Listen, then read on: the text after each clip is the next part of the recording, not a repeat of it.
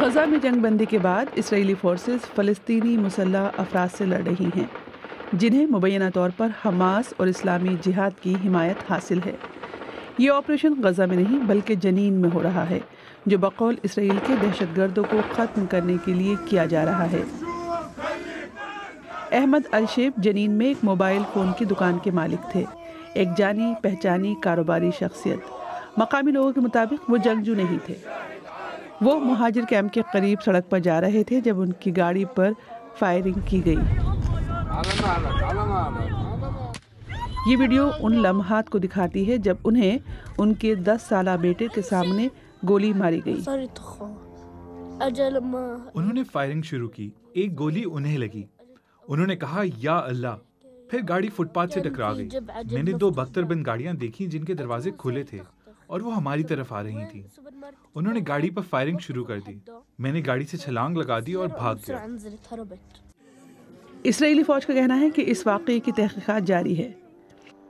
اسرائیلی فوجی مہاجر کیمپ میں مسلح گروہ اور ہتھیاروں کی تلاش کر رہے ہیں۔ بلڈوزر سے سڑکیں کھودی گئی ہیں، فوجی چوکس ہیں۔ جب ہم وہاں موجود تھے ہم نے ایک خاندان کو مہاجر کیمپ سے باہر نکلتے دیکھا۔ کیمپ کے اندر بہت سے لوگ ہیں، بزرگ، بیمار اور بچے، وہ باہر نہیں جا سکتے۔ خدا ان کی مدد کرے۔ اس بار صورتحال مختلف ہے، وہ ہر جگہ حملے کر رہے ہیں، یہ غزہ جیسا ہے۔ غزہ میں اسرائیل کے ساتھ جو ہوا یہ اس کا رد عمل ہے، وہ اس کا غصہ ہم پر نکال رہے ہیں۔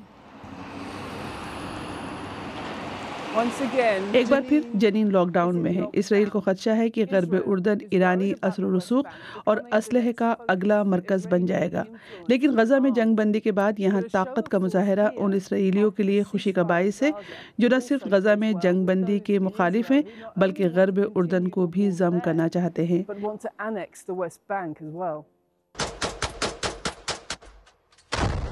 اسرائیل 7 اکتوبر کے حملوں کے بعد سے یہاں باقاعدگی سے چھاپے مار رہا ہے۔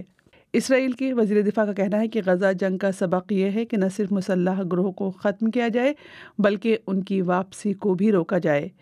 یہ منصوبہ غزہ میں کامیاب نہیں ہوا، جنین میں یہ کامیاب ہوگا یا نہیں یہ واضح نہیں ہے۔